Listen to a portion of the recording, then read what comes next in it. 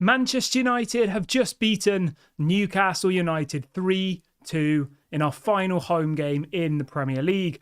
3-2. I'm honestly, guys, I'm so happy with that. I think there was some really, really good performances. I think what you really have to remember here is that Newcastle are one of the informed teams in the Premier League at the moment. They've won 4 out of the last 6 games. So they've been doing really, really well. They've been thrashing some teams recently. And we've been absolutely terrible of late. We've got Casemiro in defence. We've got a 36-year-old who was rejected by Leicester. We've got a right back playing at left back. Like, the list goes on and on and on and on. We're not here to make excuses. We're here for positivity. And Newcastle are a good side. They just beat Tottenham 4-0. They beat Sheffield United. They beat Burnley. They've beat a couple of others as well. Like, they've been really, really good of late. So for us to get that win, I think is such an important victory for Eric Ten Hag. I think Amad Diallo, unbelievable today. Amad Diallo should be starting next season for Manchester United, I think. Obviously, Anthony's been terrible this season. We can all agree on that. But Amad Diallo has shown that we have some hope in that position. You know, it doesn't look like Jadon Sancho is going to come back, which I think most people probably don't want him to come back anyway. But now that we have Amad Diallo as an option on that right wing position, I think next season's looking really, really good. I genuinely believe that. Yeah, I guess people could say, you know, why did Eric Ten Hag not pick him earlier on in the season? The thing you have to remember is, guys, Amad Diallo was injured for a large portion of the season. So it's easy for us to say, oh, Amad Diallo, Eric Ten Hag's fault, all the rest of it. But he was injured for most of the season. So I think it's a little bit cruel to say, you know, Eric Ten Hag should have played Amad Diallo more, Eric Ten Hag this. Like, when a player's injured, you have to slowly bring him back. And I think that's what Eric Ten Hag has done. He's obviously got an incredible goal tonight, as well as put in a really, really good performance. I would say like an 8 out of 10 performance tonight. He obviously scored that incredible goal against Liverpool, which got us through to the semi-final of the FA Cup. He's a really, really important player for us now, Amad Diallo. I think he's definitely someone who I would be keeping in the summer. I would be looking to move on Pellistri. I don't think Pellistri has a future here at Man United. From the glimpses I've seen of Pellistri, I think he looks pretty average, to be honest. I know he's in the Uruguay national team, but like, is that really that special? Like, really? I don't think it is, you know? So yeah, for me personally, let Pellistri go. Implement Amad into that first team, you know? Have him as somebody who's getting as much game time as Garnacho, because I genuinely don't see a massive difference in the quality between Garnacho and Amad, genuinely. They have different attributes, you know? Amad's got that really low sense of gravity where he keeps the ball really tight to him and he does like really nice skills and stuff. Whereas I think Garnacho's a bit more pacey. Like, they have different skills and I think they would really, really complement each other well.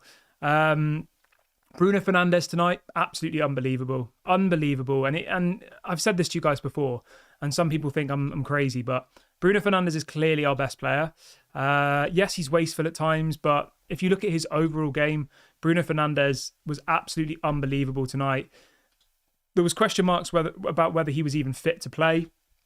I think he's only missed now 1 game in his whole career since he's been at Manchester United. So really, really happy to see Bruno back.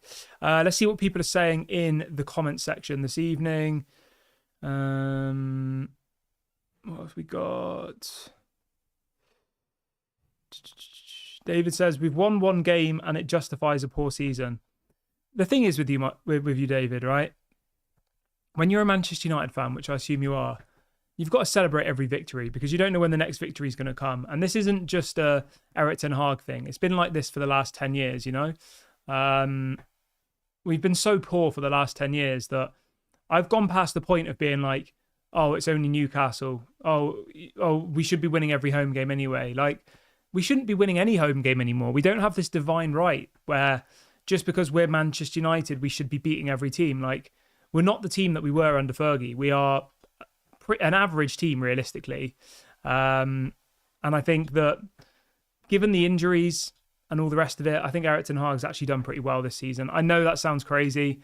I know, obviously, he's underachieved in the sense of how he did last year. But when you think today, we had a 36-year-old who in the summer, when I made the video, people thought that the video was fake and thought that I was crazy saying that Johnny Evans was coming to Manchester United.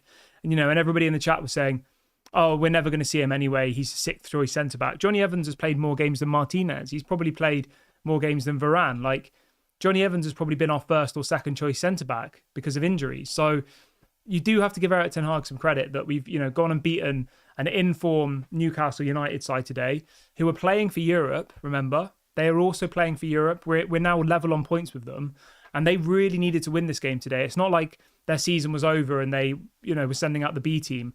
Newcastle needed to win tonight, because if they want to get 5th or 6th, like, they had to win tonight. So, yeah, it's a massive, massive victory, and I think it gives Erik ten Hag.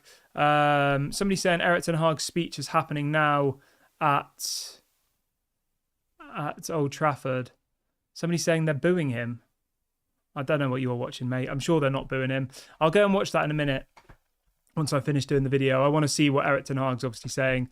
But yeah, I'm going to wrap the video up there, guys. Obviously, really, really happy with the win. Let me know what your thoughts are on today's performance. I will be back tomorrow at 11 a.m. I'm going to go and watch Erik ten Hag's speech. Have a great evening, everybody. And I'll speak to you all later.